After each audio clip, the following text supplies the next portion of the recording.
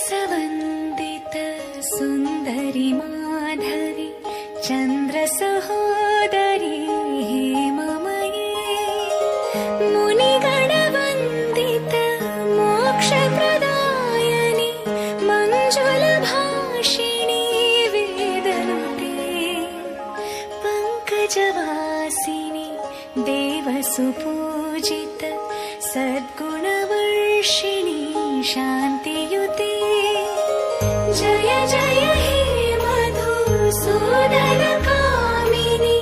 आदिलक्ष्मी जय पालय माम्। सुमनसवन्दित सुन्दरि माधवी चन्द्रसहोदरी